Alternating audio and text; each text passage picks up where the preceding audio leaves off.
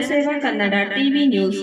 ಕೇರ್ಪೇಟೆ ಕಳೆದ ವಿಧಾನಸಭಾ ಚುನಾವಣೆಯ ಸಂದರ್ಭದಲ್ಲಿ ಕೊಟ್ಟ ಮಾತಿನಂತೆ ಪಂಚ ಗ್ಯಾರಂಟಿಗಳನ್ನು ಕೇವಲ 10 ತಿಂಗಳುಗಳಲ್ಲಿ ಈಡೇರಿಸಿದ್ದೇವೆ.